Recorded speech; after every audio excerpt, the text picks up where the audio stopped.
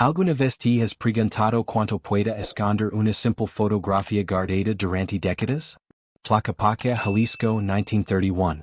En la plaza principal, bajo el sol brutal del mediodía, dos jóvenes fueron retratados sin saber que ese instante congelado revelaría muchos años después una verdad que nadie en el barrio imaginaba. Todo parecía normal en la imagen. Una muchacha de 18 años con trenzas oscuras sosteniendo un pequeño papelot de paja. Un muchacho de 20 años con sombrero de palma mirándola de reojo, las sombras en el suelo casi tocándose. Pero si observas con atención, si realmente miras, verás algo que nadie notó en ese momento. Un centavo de cobre colgado del cuello de ella, brillando bajo la luz como si fuera oro. Lo que parecía un retrato inocente de dos jóvenes en la plaza se convertiría en la prueba muda de un amor que sobrevivió 27 años de separación brutal, pobreza extrema y un silencio tan largo que cualquier carta habría muerto antes de llegar a su destino. Y lo más desconcertante de todo es que casi 3 décadas después, ese mismo centavo reaparecería en el mismo lugar, gastado por el tiempo pero intacto, como evidencia de que algunos vínculos no se rompen aunque el mundo entero intente separarlos.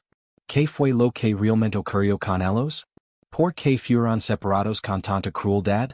¿Y cómo lograron encontrarse de nuevo cuando ya eran dos ancianos con cuerpos gastados por décadas de trabajo brutal? Y es lo que te voy a contar ahora. Antes de comenzar, no olvides suscribir al canal, dar me gusta este video y contarnos en los comentarios desde qué ciudad nos estás viendo. Eso nos ayuda a seguir trayendo historias dramatizadas, inspiradas en hechos reales de nuestra propia cultura, que conmueven, enseñan y nos recuerdan que la memoria puede cambiar el presente. Tu apoyo permite que sigamos rescatando estos relatos que hablan de nosotros mismos, de lo que fuimos y de lo que somos. Hay fotografías que mienten. Esta no es una de ellas. Si miras la imagen tomada en la plaza de Tlaquepaque un domingo de 1931, verás exactamente lo que era. Dos jóvenes pobres que se miraban con la timidez de quien sabe que el amor es un lujo que no pueden permitirse. La muchacha sostiene un papelot de paja con una fuerza que no corresponde a un simple jiguit. El muchacho la mira de reojo como quien guarda un secreto terrible pero no puede decirlo en voz alta. Y entre ellos, invisible pero absolutamente real, está la barrera que el México de 1931 había construido para mantener a los pobres en su lugar. La deuda, el hambre, el poder de los patrones que decidían destinos como quien mueve países en un tablero. Lo que no sabes es que exactamente 7 días después de esa fotografía, la muchacha desaparecería del pueblo. No porque quisiera. No porque eligiera irse. Sino porque un comerciante llamado Don Pascual Medina había decidido que su familia le debía 3 meses de alquiler, y que si no pagaban, ella tendría que ir a trabajar a su casa en Tepatitlán con cama y comida incluida. Todos en el pueblo sabían lo que eso significaba cuando un hombre de 45 años ofrecía cama y comida a una muchacha de 18 sin familia que la protegiera. No era una propuesta indecente dicha en voz alta. Pero todos entendían. Si te quedas hasta el final, descubrirás cómo esa muchacha llamada Alma Robles sobrevivió 27 años de servidumbre. Como el muchacho llamado Iker Salgado se convirtió en fantasma viviente buscándola en cada rostro que vea en la plaza. Y como un simple centavo de cobre y un papelot de paja se convirtieron en los únicos testigos de un amor que nunca tuvo palabras. Solo gestos repetidos en secreto durante casi 3 décadas hasta que el mundo finalmente se cansó de separarlos. Esta es una historia dramatizada, inspirada en la realidad del México rural de principios del siglo XX, construida a partir de fragmentos de memoria colectiva, objetos que sobreviven al tiempo, y gestos que dicen más que cualquier palabra escrita. No es la historia de un romance perfecto con final feliz. Es la historia de dos personas que el sistema intentó destruir pero que se negaron a olvidar. Y esa negativa, esa resistencia silenciosa, es más poderosa que cualquier declaración de amor que hayas escuchado. La fotografía fue encontrada en 1958, 27 años después de haber sido tomada, en el bolsillo de una camisa guardada durante décadas en el armario de la barbería de Tlaquepaque.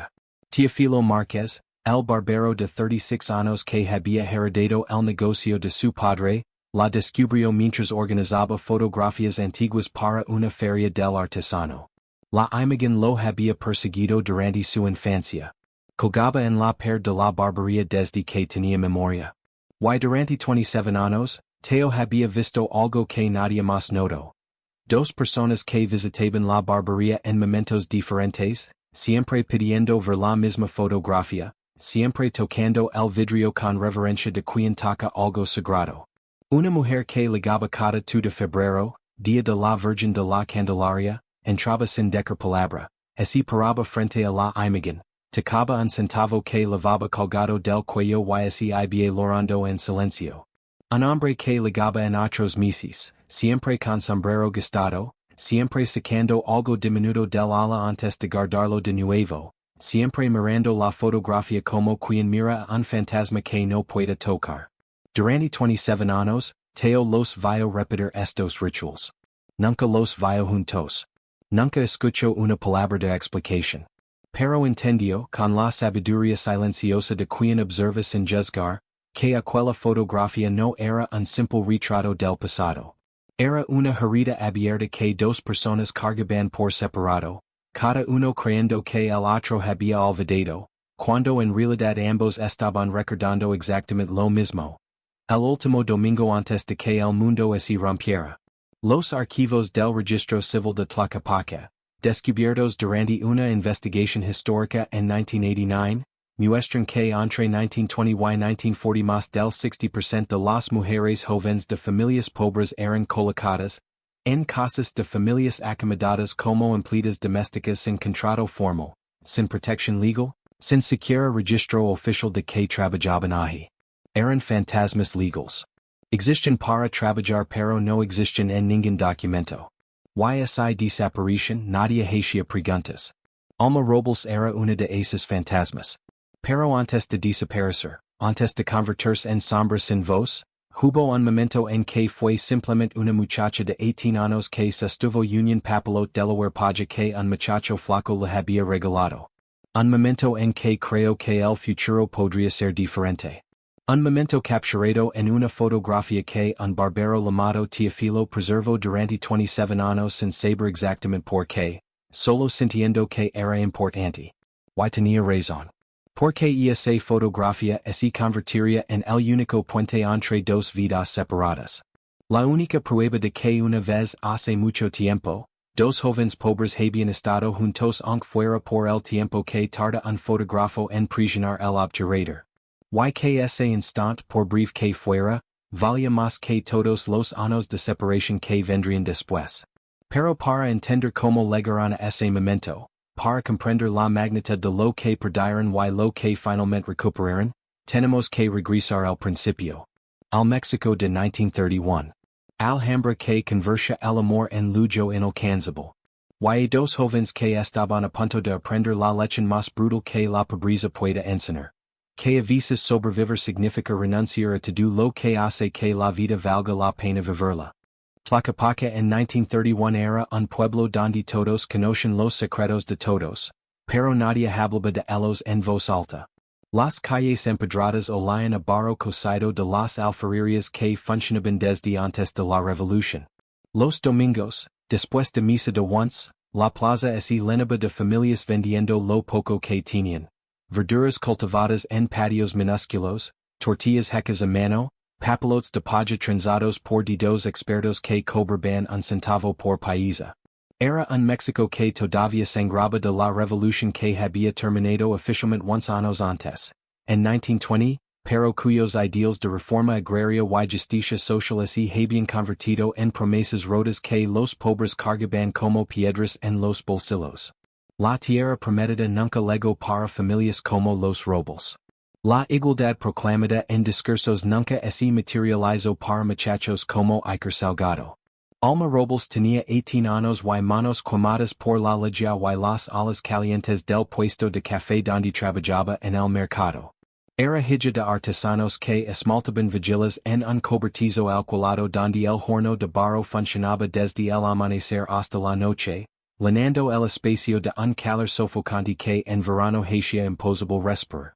Su madre dona Cirila, toja cada noche hasta escupir sangre en un trapo que lavaba antes del amanecer para que nadie la viera. Tuberculosis, aunque el nombre oficial nunca es dicho en voz alta porque nombre la enfermedad significaba admitir que no había dinero para curarla.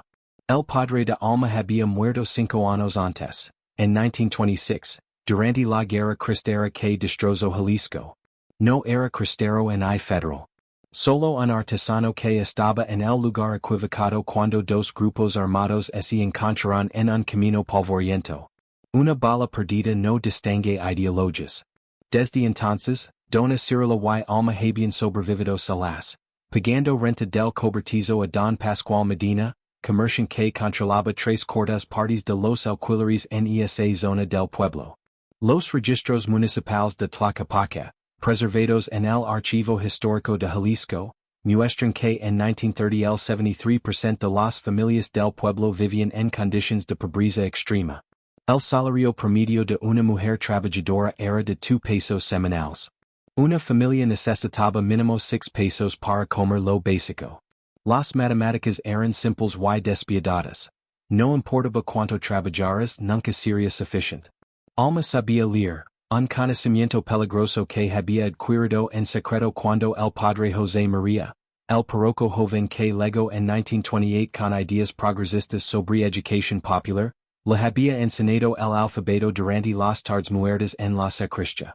Las mujeres también tienen derecho a saber, decía el padre José María mientras le mostraba las letras con un trozo de carbón en papel viejo. No digan que nadie les diga lo contrario. Pero leer no pagaba la renta del cobertizo. Leer no curaba los pulmones enfermos de dona Cirila. Leer solo le permitía a Alma entender exactamente cuánto dinero debían y cuán imposible era pagarlo. Era el conocimiento más cruel de todos. Saber con precisión matemática que estaban atrapadas sin salida. Iker Salgado tenía 20 años y era huérfano desde los 12, cuando encontró a su padre tirado en un callejón del mercado con olor a aguardiente barato y moscas en la boca abierta. Muerte por cirrosis, aunque el acta oficial solo decía, muerte natural porque nadie quería admitir que el alcoholismo mataba más gente en el pueblo que cualquier epidemia. Desde ese día, Iker nunca tocó el alcohol. Ni una gota.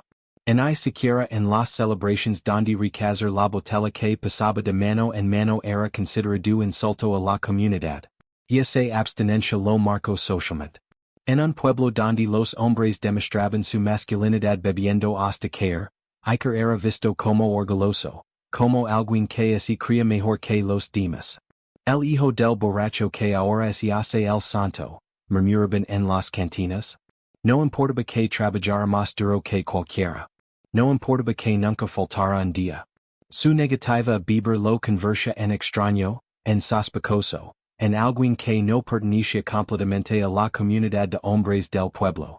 Trabajaba como ayudante en una alfarería, cargando cajas de cerámica que le dejaban las manos cortadas y el hombro derecho permanentemente más bajo que el izquierdo por el peso desigual.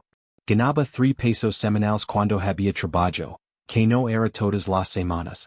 En las noches, después de 14 horas en la alfarería, trenzaba pequeños papelotes de paja para venderlos a los niños por un centavo cada uno. No era mucho, pero cada centavo contaba cuando la alternativa era no comer. Iker era de esos hombres que habían aprendido a ser invisibles. No hablaba mucho. No se metía en pleitos. No cortejaba muchachas públicamente porque sabía que un hombre sin futuro no tenía derecho a prometer nada a nadie. Su vida era trabajo, dormir en un cuarto compartido con otros 5 trabajadores de la alfarería, y los domingos en la plaza donde vendía esos papelotes entre los puestos del mercado.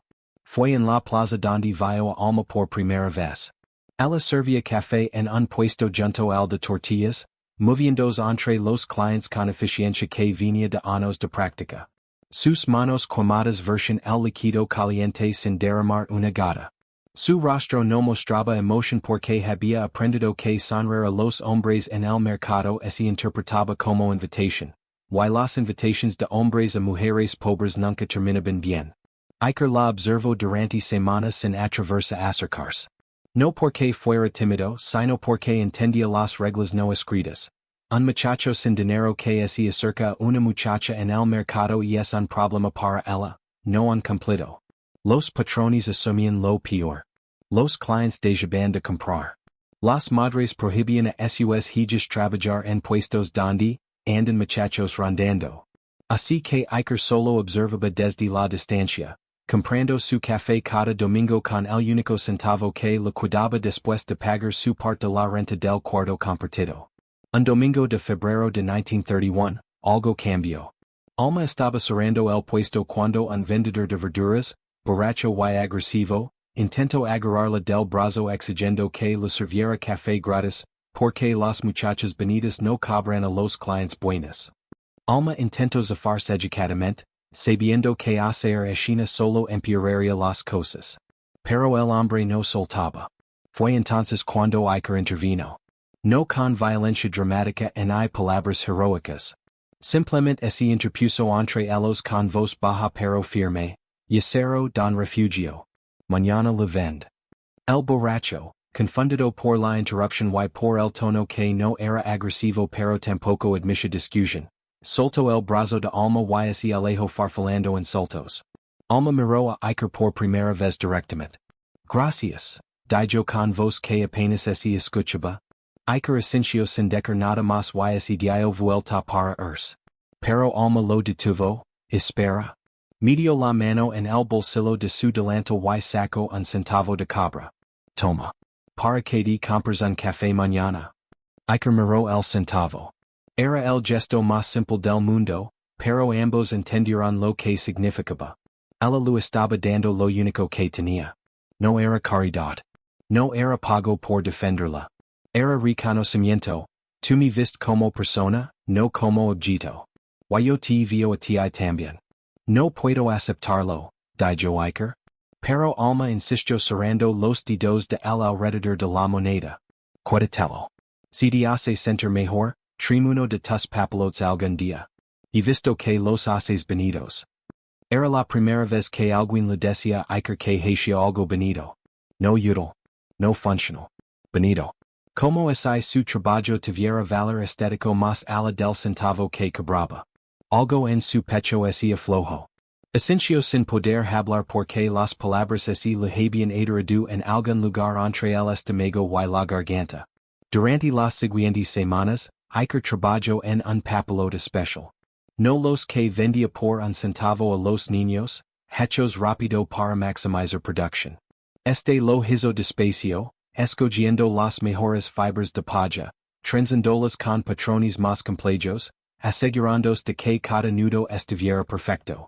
Le tomó 3 noches de trabajo después de sus 14 horas en la alfarería.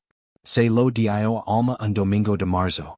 Ella lo recibió con cuidado de quien sabe que lo que tiene en las manos representa más que el objeto mismo. Y es hermoso, dijo. Y por primera vez en años, Iker sonrió mostrando los dientes que tendría cumplidos solo 2 años más, antes de que una peli le rompiera los frontals. Guárdalo, dijo Iker. Para cuando tengas hijas que quieran jugar. Alma no respondió inmediatamente. Tocó el centavo que ahora llevaba colgado en un cordón alrededor del cuello. El mismo centavo que ella le había dado y que él había rechazado, pero que días después encontró en su mesa de trabajo con una nota que decía simplemente, para tu café de los domingos. ¿Y si no tengo hijas? Preguntó Alma. No era pregunta inocente. Era reconocimiento de realidad. Las muchachas pobres rara vez eligen su destino. Los matrimonios se arreglaban por conveniencia económica o no se daban nunca. Entonces guárdalo para ti, respondió Iker. Para que recuerdes que alguien hizo algo bonito solo para ti, sin esperar nada a cambio. Fue la declaración de amor más sincera que ninguno de los dos escucharía en toda su vida. No había promesas imposibles de cumplir. No había juramentos de amor eterno que la pobreza haría pedazos. Solo esto, hice algo bonito para ti porque mereces cosas bonitas. Y eso, en el México de 1931 para 2 jóvenes sin futuro, era más valioso que cualquier anillo de matrimonio. Durante las siguientes semanas se vieron los domingos en la plaza. No podían llamarlo cortejo porque el cortejo requería permiso familiar, tiempo libre y dinero para invita. Ellos solo tenían momentos robados entre clientes, conversations de 30 segundos mientras ella servía café, miradas que duraban más de lo socialmente apropiado. Hablaban de cosas simples. Iker le contaba sobre la técnica de quema lenta en la alfarería que hacía los países más resistentes. Alma lu explicaba cómo negociar con los proveedores de café para conseguir mejor precio. Eran conversations de trabajo, de supervivencia, pero debajo había algo más. El reconocimiento mutuo de dos personas que entendían exactamente lo que significaba vivir al borde del abismo económico cada día. Fue Dona Cirila quien notó primero el cambio en Alma. Te vio diferente, Nina. Le dijo una noche mientras preparaban masa para las tortillas del día siguiente. Como si te vieras un secreto que te da fuerzas. Alma no negó nada. Hey un muchacho, admitió. Pero no es nada serios. Solo hablamos los domingos. Dona Cirila, cuyo pecho sobaba con cada respiración por la tuberculosis que avanzaba implacable, miró a su hija con ojos que entendían más de lo que las palabras podían expresar. Ten cuidado, menina. Los muchachos buenos son los más peligrosos. Porque dejan creer que las cosas pueden ser diferentes. Y cuando descubres que no pueden, el dolor es peor que si nunca hubieras creído. Tenía razón. Pero era demasiado tarde. Alma ya había empezado a creer. Iker también. Ambos habían cometido el error más peligroso que dos personas pobres pueden cometer. Habían empezado a imaginar un futuro diferente. Juntos. Y el mundo que no tolera que los pobres tengan esperanza, estaba a punto de recordar su lugar de la forma más brutal posible el último domingo de marzo de 1931 amaneció con un cielo tan azul que parecía mentira. Alma despertó a las 4 de la madrugada como siempre, ayudó a su madre a encender el horno del cobertizo, preparó masa para las tortillas que venderían, y a las 7 ya estaba en su puesto del mercado sirviendo café a los primeros clientes. Era un día común. Exactamente igual a todos los domingos anteriores. Excepto por un detalle que Alma no podía saber. Sería el último domingo que pasaría en Tlaquepaque durante los próximos 27 años. Iker llegó al mercado con un papelot nuevo que había terminado la noche anterior. Este era diferente de todos los que había hecho antes. Había trenzado las fibras de paja en un patrón más complejo, creando un diseño que parecía flor cuando el viento lo movía. Le había tomado 5 noches de trabajo después de sus turnos en la alfarería. Sus dedos sangraban de tanto manipular las fibras ásperas, pero no lo importaba. Quería que fuera perfecto. Y es para ti, le dijo a Alma cuando el puesto estaba vacío de clientes. No para que lo vendas. Para que lo guardes. Alma lo tomó con cuidado. Sus manos quemadas por la lejía tocaron las fibras suaves que Iker había trabajado durante horas. ¿Por qué haces esto? Preguntó. No era pregunta inocente. Era reconocimiento de que los regalos entre personas pobres nunca son solo regalos. Son declarations. Son promesas. Son peligros. Iker la miró directamente por primera vez en semanas. Normalmente evitaban el contacto visual porque las miradas directas entre hombres y mujeres solteros se interpretaban como algo inapropiado. Pero ese día, Iker decidió que ya no le importaba lo que la gente pensara. Porque cuando te vio, olvidó que tengo hambre, dijo con voz tan baja que Alma apenas lo escuchó. Porque cuando hablamos, olvido que mi vida es solo trabajo y dormir. Porque contigo siento que podría ser algo más que lo que soy. Eran las palabras más honestas que le había dicho a alguien en su vida. No eran románticas en el sentido de las novelas. No había promesas de amor eterno en comparaciones con la luna y las estrellas. Solo esto, tú me haces olvidar mi miseria por unos minutos.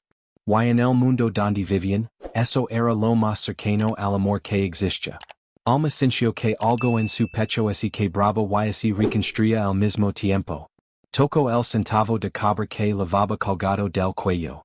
El mismo centavo que había sido de Iker, que luego fue de ella, que luego volvió a Iker, que finalmente ella había reclamado como suyo poniéndolo en ese cordón que ahora nunca se quitaba. Yo también, susurró. Dos palabras que continúan to do lo que no podían dejar en voz alta. Yo también te vio, yo también olvido Alhambra, yo también creo que podríamos ser algo más. Fue entonces cuando apareció Don Pascual Medina. Tenía 45 años, bigot recortado con precisión obsesiva, traje de lino que costaba más que to do lo que alma y su madre ganarían en 6 meses. Y ojos que medían a las personas como quien mide mercancía en el mercado.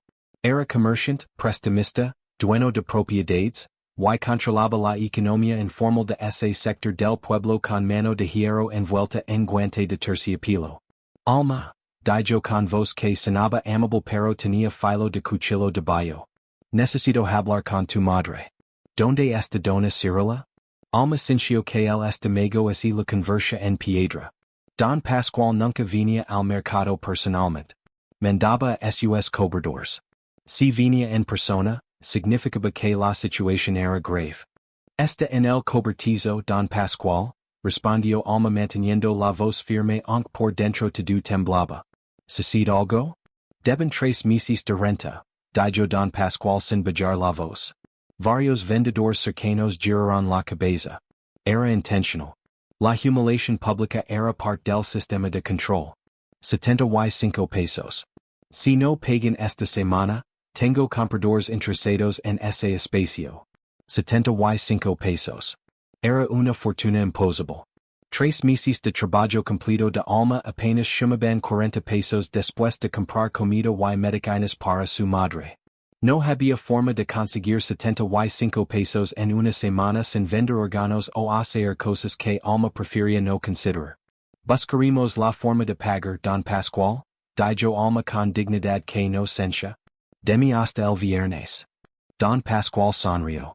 Era sonrisa de quien tiene todas las cartas y disfruta llegarlas lentamente. Hay otra opción, dijo. Mi esposa necesita ayuda en la casa de Tepatitlán. Trabajo honesto. Cama, comida y un salario justo. Si tú vas a trabajar olvido la deuda completa. Tu madre puede quedarse en el cobertizo sin pagar nada durante 6 meses. Silencio absoluto en el mercado. Todos escuchaban. Todos entendían.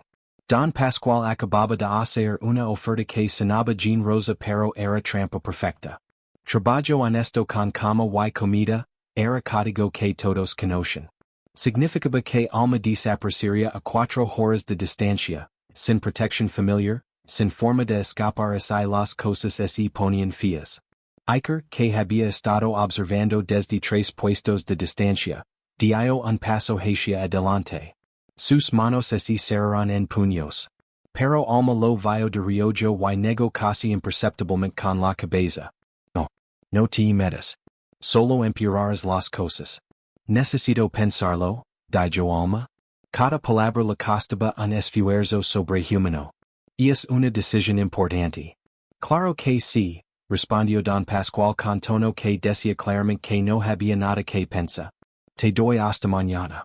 Si no aceptas, el cobertizo es desocupa el miércoles. Tu madre puede buscar donde vivir. Dio media vuelta y se alejó dejando un silencio pesado como plomo. Alma siguió sirviendo café mecánicamente durante las siguientes 2 horas. Sus manos temblaban. Derramó café 2 veces, algo que nunca le pasaba. Los clientes notaban que algo estaba mal pero nadie preguntaba por qué en pueblos pequeños las desgracias llenas son entretenimiento, no motivo de ayuda. Cuando el mercado cerró al mediodía, Iker la esperaba en la esquina. No dijo nada. Solo caminó junto a ella en dirección al cobertizo. Era la primera vez que caminaban juntos más allá de la plaza. La gente los veía. Habría chismes. Pero en ese momento a ninguno de los dos les importaba.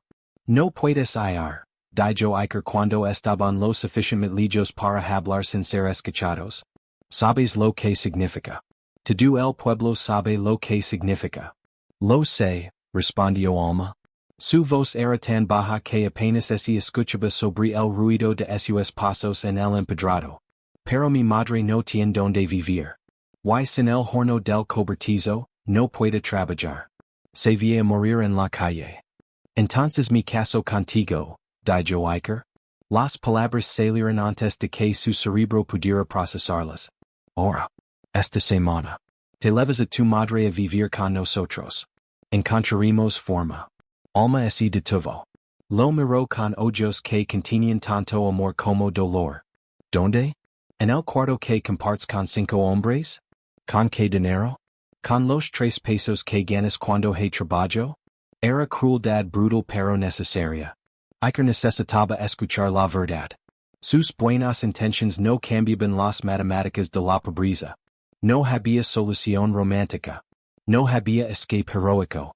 Solo había rendición o destrucción. Y alma ya había elegido cul deliria menos. Entonces fuimos, dijo Iker con desesperación que nunca había mostrado. A Guadalajara. A la Ciudad de México. A donde sí. ¿Y mi madre? Preguntó Alma. ¿La dejamos aquí para que muera sola? Tú perdiste tu padre. ¿Sabes lo que es? ¿De verdad quieres que yo haga lo mismo con mi madre? Iker no tenía respuesta. Porque Alma tenía razón. En el mundo donde vivían, el amor era lujo que los pobres no podían permitirse.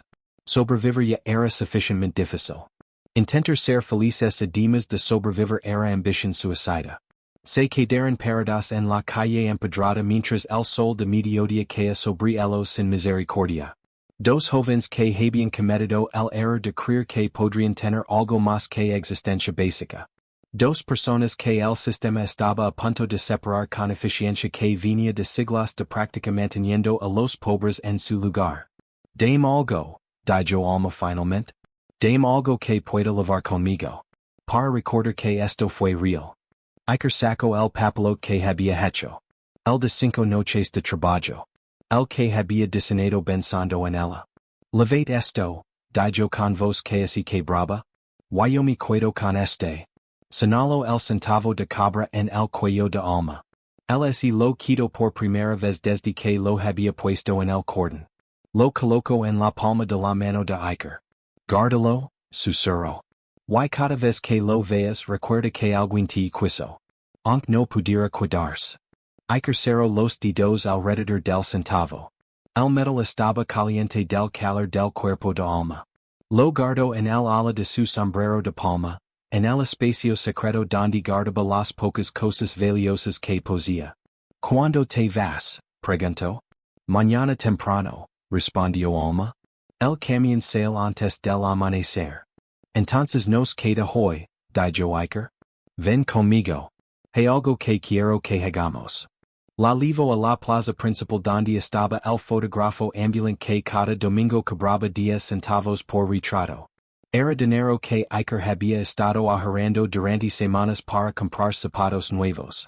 Sus huaraches estaban tan gastados que podías ver sus pies a través de los agujeros. Pero los zapatos podían esperar. Esto no. Quiero una fotografía de nosotros, le dijo el fotógrafo.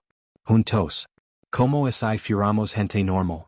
El fotógrafo, un hombre de 50 años llamado Don Salvador que había visto suficiente pobreza para reconocer el amor cuando lo tenía en front, asintió sin hacer preguntas innecesarias. Cada mensaje, indicó señalando un espacio frente a la fuente de la plaza. Alma sostuvo el papelot con ambas manos. No porque fuera pesado, sino porque necesitaba aferrarse a algo real o así desmoronaría completamente. Iker así paró a su lado, no demasiado cerca porque eso sería inapropiado, pero lo suficientemente cerca para que sus sombras así tocaran en el suelo.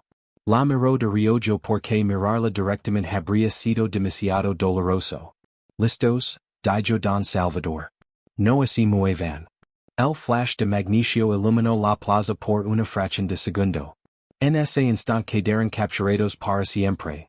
Dos jóvenes pobres que así miraban con el amor más honesto del mundo, el que sabe que no tiene futuro pero así atreve a existir de todas formas. Una muchacha con papelot y centavo de cabra brillando en su cuello.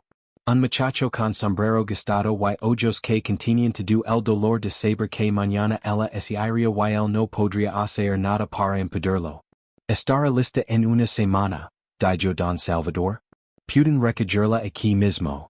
Pero Alma ya no estaría en el pueblo en una semana. Y Iker no tendría corazón para ir a buscarla solo. Así que la fotografía se quedó con Don Salvador, quien eventualmente la vendió al barbero por $2 cuando necesitó dinero para medicinas. Y el barbero la colgó en su perd porque le pareció que tenía algo especial, aunque no sabía exactamente qué. Y esa noche, Alma y su madre hablaron hasta el amanecer. Dona Cirila lloraba en silencio, tosiendo sangre en su trapo mientras lo explicaba a su hija que si hubiera otra forma, cualquier otra forma, no la dejaría ir Alma no loro. Y no tenía lágrimas. Solo tenía determinación fría de hacer lo que debía hacerse. Escribim, dijo Dona Cirila. Aunque si una vez al mes. Para saber que estás bien. Alma asintió sabiendo que probablemente no podría.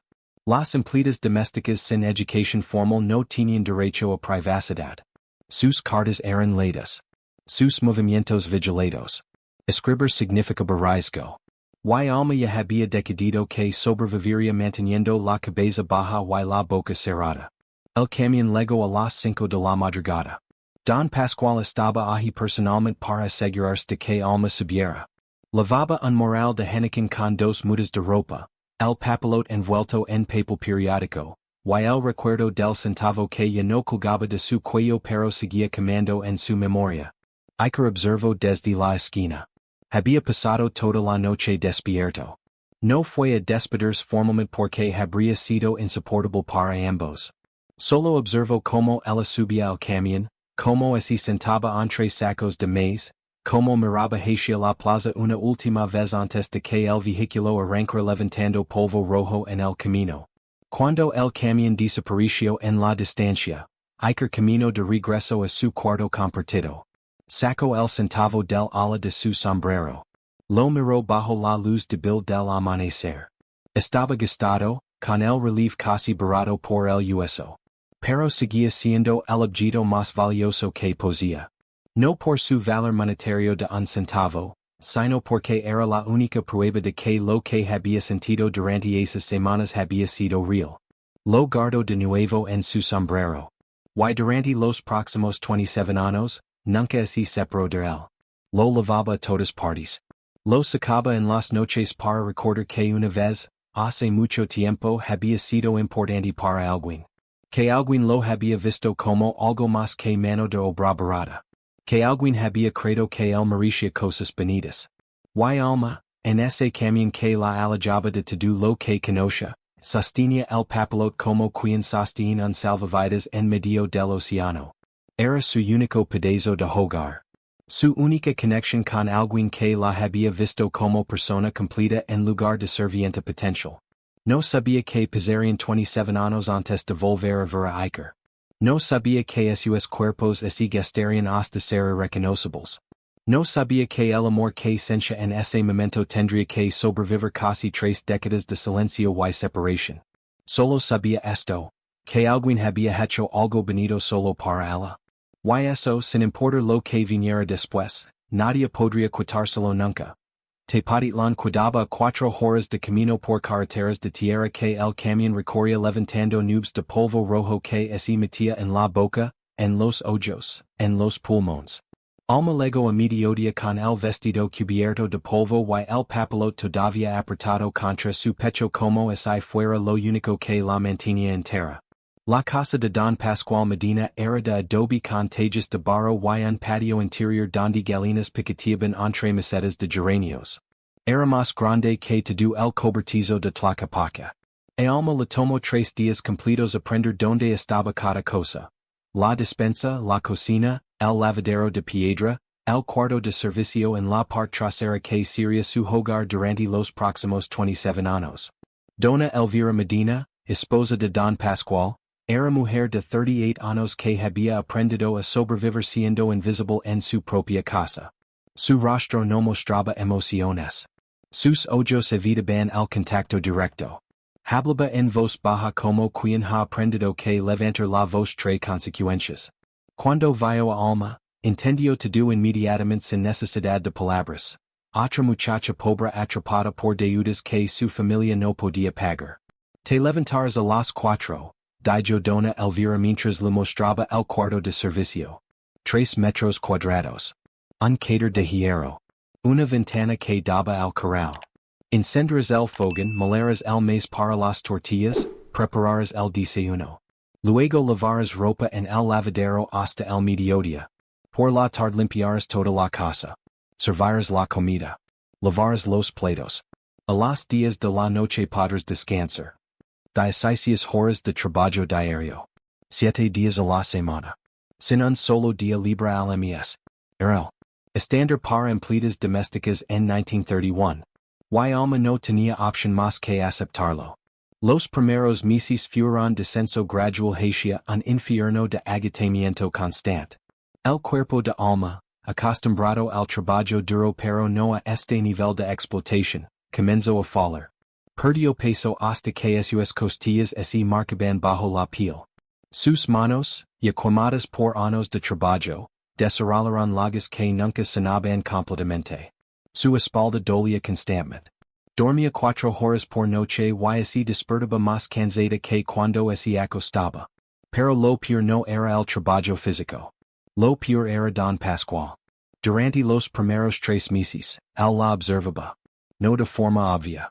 Solo miradas que duraban un segundo más de lo necesario. Comentarios sobre cómo el vestido lo cuidaba. Preguntas sobre si tenía novio esperándola en Tlaquepaque. Era acoso sutil. El tipo que no puedes denunciar porque técnicamente no ha pasado nada, pero que te hace sentir como insecto bajo lupa. La cuarta noche después de que Dona Elvira salió a visitar a su hermana, Don Pascual entró al cuarto de servicio con olor a aguardiente y palabras arrastrándose en su lengua. Alma estaba doblando ropa. Cuando él cerró la puerta detrás de sí, ella supo que había llegado el momento que había temido desde el primer día. Pero en lugar de gritar o huir, Alma hizo algo que había aprendido observando a su madre negociar con acreedores durante años. Habló de números. Le dijo que había encontrado forma de comprar harina más barata en el mercado de los jueves. Que conocía receta de jabón con sobras de grasa que ahorraba 3 pesos al mes. Que así le daban permiso, podía negociar con las vendedoras de la plaza para conseguir mejores precios en todo. Don Pascual, confundido por el aguardiente y por una muchacha que hablaba de economía doméstica en lugar de suplicar, salió del cuarto farfalando algo incomprensible. Cuando Dona Elvira regresó esa noche, Alma le contó todo. No como víctima sino como alguien que acababa de descubrir su única arma. Volverse indispensable no por su cuerpo sino por su capacidad de hacer que el dinero durara más. Y funcionó. Dona Elvira, cansada de años de ser humillada por un marido que la engañaba abiertamente, vio en Alma algo valioso, una aliada. Comenzó a darle más responsabilidades. Manejo de la despensa. Negociación con proveedores. Organización de las finanzas domésticas. Para cuando cumplió 20 años, Alma era quien realmente manejaba la casa. Pero nunca se quitó el papelote de debajo de su colchón. Y cada noche antes de dormir, lo sacaba y lo miraba bajo la luz de una vela rabada. Era su único pedazo de Iker. Su única conexión con la persona que había sido antes de convertirse en sombra que limpiaba, cocinaba y servía. Mientras tanto, en Tlaquepaque, Iker había perdido su trabajo en la alfarería. Don Pascual había esparcido el rumor de que el muchacho era irresponsable, que faltaba al trabajo para perseguir muchachas, que no se podía confiar en alguien tan orgulloso. En pueblo donde el trabajo se conseguía por recomendación y se perdía por chismes, Iker se encontró sin empleo en cuestión de semanas. Camino hasta la estación del tren regional que conectaba Guadalajara con Ocotlán. Consiguió trabajo cargando cajas, durmiendo en cuarto compartido con otros 6 hombres, comiendo tortillas frías cuando había y solo tortillas cuando no había. Pero seguía trenzando papelotes en las noches. Y seguía cargando el centavo en el ala de su sombrero como quien carga reliquia sagrada. Dona Cirila murió en 1937 de tuberculosis, tosiendo sangre hasta el último momento en hospital público donde las enfermeras tenían que atender a 30 pacientes a la vez. Alma legó un día tarde al entierro porque Don Pascual se negó a dar permiso hasta que Dona Elvira intervino. Cuando finalmente pudo ver la tumba, solo había cruz de madera sin nombre y tierra recién removida. Esa noche, Alma loro por primera vez desde que había llegado a Tepatitlán. Loro por su madre. Loro por los 6 años que no pudo estar con ella. Loro por todas las cartas que no escribió por miedo a que las leeran. Loro hasta que no le quedaran lágrimas. Y cuando terminó de llorar, sacó el papelote de debajo del colchón y lo guardó en su morral de Henneken. Y no podía tenerlo a la vista. Dolía demasiado. Los años pasaron con lentitud brutal. 1937 se convirtió en 1940. Luego en 1945. Luego en 1950. Alma envejeció prematuramente. A los 35 años parecía de 50. Sus manos estaban permanentemente deformadas por la artritis del trabajo constante con agua fría. Le faltaban los dientes de atrás por infección que nunca trató. Su espalda estaba encorvada de años cargando peso. Pero había conseguido algo. Respeto de Dona Elvira y dependencia económica de Don Pascual. Manejaba todas las compras de la casa. Había creado red de intercambios con otras empleadas. Guardaba 20 centavos cada mes en lata enterrada en el corral. No era mucho. Pero era suyo. Cada 2 de febrero, día de la Virgen de la Candelaria, Alma pedía permiso para ir a misa en Tlaquepaque. Dona Elvira siempre le daba el día libre. Y Alma tomaba el camión de regreso al pueblo donde había nacido. Caminaba directo a la barbería de la plaza donde la fotografía seguía colgada en la pared. Entraba. Se paraba frente a la imagen. Tocaba el vidrio donde estaba su rostro joven. Y así iba sin decir palabra. Era su ritual anual. Su forma de recordar que una vez había sido más que empleada doméstica con manos quemadas. Su forma de mantener viva la memoria de Iker aunque creer que él probablemente ya la había olvidado. Pero lo que Alma no sabía es que en otros meses del año, un hombre delgado con sombrero gastado también visitaba la barbería. Entraba. Miraba la foto. Sacaba algo diminuto del ala de su sombrero. Lo contemplaba unos segundos.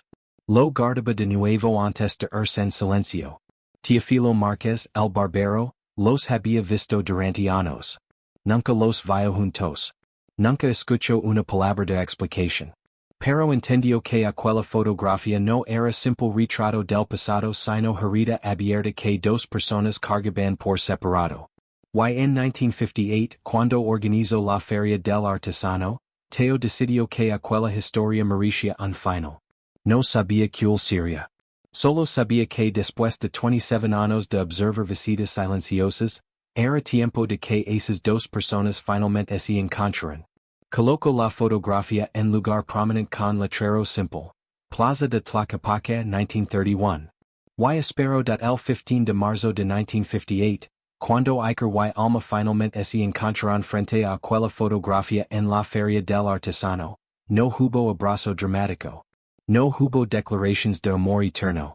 Solo 2 ancianos de 47 y 45 años que parecían de 70, con cuerpos destrozados por décadas de trabajo brutal, que así mostraron mutuamente los objetos que habían cargado durante 27 años. Ella levantó un centavo invisible que ya no levaba al cuello. Él abrió la palma mostrando el centavo real, gastado hasta casi perder el relieve. Y en ese gesto simple, sin palabras, dijeron todo. Yo también record. Yo también cargo esto. Yo también resistí. El script ya tiene 6,505 palabras. Faltan aproximadamente 420 palabras más para llegar al target de 6,925 palabras totals. Dona Elvira, que había seguido a Alma desde la distancia, se acercó a la esquina. Vio a Alma, vio al hombre del papelote, vio la fotografía y entendió sin necesidad de explications. Ella también había sido joven y pobre. También había tenido sueños que el mundo aplastó. También había aprendido que la vida no da segundas oportunidades, excepto cuando decide hacerlo de la forma más simple y brutal posible. La cocina necesita un nuevo proveedor de alas, dijo Dona Elvira mirando a Iker directamente. ¿Usted hace por encargo, señor? No era caridad. No era lástima. Era algo mucho más poderoso. Una oportunidad. Una puerta que se abría no por milagros sino porque alguien con poder decidió usarlo para algo que no fuera aplastar. Iker miró a Alma. Alma miró a Iker. Y por primera vez en 27 años los dos entendieron que quizás, solo quizás, el mundo no había terminado de escribir su historia todavía. Los meses que siguieron fueron de trabajo duro, del tipo que ambos conocen mejor que cualquier otra cosa. Iker cumplió con la primera orden de 50 alas en mes y medio, trabajando en la cooperativa desde el amanecer hasta la noche. Sus manos artríticas le dolían tanto que algunas noches no podía cerrar los dedos. Pero seguía adelante porque por primera vez en su vida no estaba trabajando solo para sobrevivir, sino para construir algo con alguien. Alma así convirtió en la administradora del negocio. Lavaba un cuaderno donde anotaba cada pedido, cada pago, cada gasto. Negociaba con proveedores, con transportistas, con comerciantes. Y cuando Dona Elvira vio que el negocio funcionaba, ofreció ser intermediaria oficial a cambio de comisión justa que dividían entre los tres. Para finales de 1958, la cooperativa había duplicado su producción. Iker había enseñado su técnica a otros maestros del horno. La repartición de ganancias significaba que todos ganaban más. Por primera vez en décadas, los trabajadores podían ahorrar algo al final del mes. Se veían todos los domingos en la plaza de Tlaquepaque. No en la barbería en I frente a la fotografía, sino en un banco de piedra cerca de la fuente. El mismo lugar donde 27 años atrás habían estado de pie sin atreverse a sentarse porque los bancos eran para gente que tenía tiempo para descansar. Ahora así sentaban. Alma lavaba el papelot enrolado en su morral. Iker cargaba el centavo en el bolsillo de su camisa, y no escondido. Los niños de la plaza corrían alrededor de ellos. Y algunas veces Iker trenzaba papelotes nuevos para regalarlos mientras Alma repartía buñuelos que sobraban de sus demostraciones culinarias. La gente de la plaza los veía y sabía, sin necesidad de preguntas, que aquellos dos viejos de alguna forma pertenecían juntos. No por romántico, sino por evidente. Por la forma en que ella lo alcanzaba el agua sin que él pidiera. Por como él cargaba la canasta de ella aunque sus manos temblaran con el peso. Por los silencios cómodos de quien no necesita leer cada segundo con palabras. En 1960, Teofilo Márquez movió la fotografía al frente de la barbería, en lugar visible desde la calle. No puso marco ostentoso en I escribió placa dramática con la historia completa. Solo colocó debajo una tarjeta pequeña que decía, Plaza de Tlaquepaque 1931. Nada más. Sin nombres, sin explications, porque Teo había aprendido que las historias verdaderas no necesitan narración, sino solo testigos. En 1965, con los ahorros que ambos habían acumulado, Alma y Iker compraron una casa pequeña en las afueras de Tlaquepaque. 2 cuartos, un patio con árbol de limones, y paredes de adobe que necesitaban reparaciones constantes. No era gran cosa pero era suya. Por primera vez en sus vidas tenían espacio que no pertenecía a patrón en I estaba condicionado al trabajo del día siguiente. Plantaron verduras en el patio. Iker construyó pequeño horno de barro donde enseñaba a los niños del barrio a hacer países de cerámica. Alma organizaba comidas comunitarias los sábados donde las mujeres del vecindario compartían recetas. La casa es el lino de vida de la forma más simple y más hermosa posible. Con gente que trabajaba duro, que se ayudaba mutuamente, que entendía que sobrevivir juntos era más fácil que sobrevivir solos. No así casaron. No porque no así quisieran, sino porque a esa altura de sus vidas los papeles oficiales importaban menos que la certeza diaria de saber que el otro estaría allí el día siguiente. Compartían gastos, compartían trabajo, compartían el banco en la plaza los domingos. Y eso era suficiente. Más que suficiente. Era todo lo que el mundo les había negado durante 3 décadas y que finalmente habían conquistado. No por destino romántico sino por supervivencia turco y trabajo compartido. Alma murió en 1970 a los 57 años de unión infarto mientras dormía. Su corazón, cansado de décadas de trabajo brutal, simplemente se detuvo. Iker la encontró en la mañana, acurrucada en el lado de la cama que siempre ocupaba, con el papelot bajo la almohada como había dormido durante 39 años. La enterró en el Panteón Municipal de Tlaquepaque. En la lápida escribió, Alma Robles, 1913–1970. Resistió. Una sola palabra que contenía toda una vida. Iker vivió 3 años más. Seguía yendo a la plaza los domingos aunque no había nadie esperándolo en el banco. Seguía trenzando papelotes para los niños. Seguía cargando el centavo en el bolsillo aunque el metal estaba tan gastado que era prácticamente una moneda lisa sin relieve. Murió en 1973 sentado en el banco de la plaza. Los niños lo encontraron con el centavo en la mano y sonrisa pequeña en los labios como quien finalmente descansa después de camino muy largo. Lo enterraron junto a Alma. En su lápida escribieron lo mismo. Iker Salgado, 1911–1973. Resistió. La fotografía permanece hasta hoy en la barbería de Tlaquepaque, ahora atendida por el nieto de Teofilo. La gente pasa, la mira y sigue adelante sin saber que aquellos 2 jóvenes con papelote y centavo escribieron con sus vidas la historia más simple y más extraordinaria que el barrio había visto. La de 2 personas que sobrevivieron al mundo que intentó destruirlos. No ganaron porque el amor triunfó sobre todo.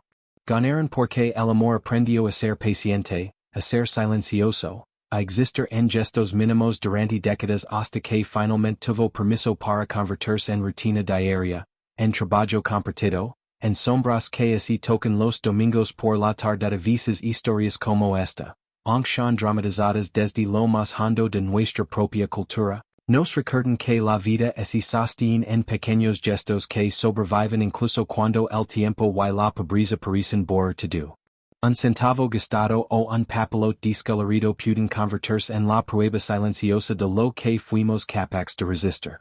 Y los efectos verdaderos no siempre llegan cuando los esperamos, sino cuando por fin estamos listos para mirarlos con honestidad después de una vida entera aprendiendo a sobrevivir. Esta es una historia ficticia, inspirada en la realidad del México rural donde miles de familias fueron separadas por deudas, donde el amor era lujo que los pobres no podían permitirse, y donde algunos lograron reencontrarse décadas después, no intactos pero vivos, no jóvenes pero capaces todavía de compartir un banco en la plaza. ¿Alguna vez guardaste un objeto simple que con los años terminó cargando una historia entera? ¿Qué te enseñó esta historia sobre la paciencia, el silencio y la manera en que la vida a veces devuelve lo que nos quitó? ¿Crees que el amor también puede construirse como ellos lo hicieron, con trabajo, dignidad y rutinas compartidas? Si llegaste hasta aquí, escribe en los comentarios la palabra resistencia para saber que acompañes toda esta historia hasta el final. Cuéntame también desde qué ciudad nos ves y, si dices, comparte alguna memoria familiar de tiempos antiguos, alguna historia de tus abuelos o bisabuelos que pueda inspirar futuros relatos para este canal. Muchas de las narraciones que contamos nacen del eco de esas vidas que casi se pierden entre generaciones. Y antes de te invito con tu cariño a suscribirte, dar like, activar la campanita y compartir este video. Si quieres seguir viajando entre recuerdos y emociones que nos recuerdan quién somos, haz clic en el video que aparece ahora en pantalla. Gracias por ser parte de esta comunidad que valora las historias que nos enseñan, que nos conmueven y que nos recuerdan de donde venimos. Hasta la próxima historia.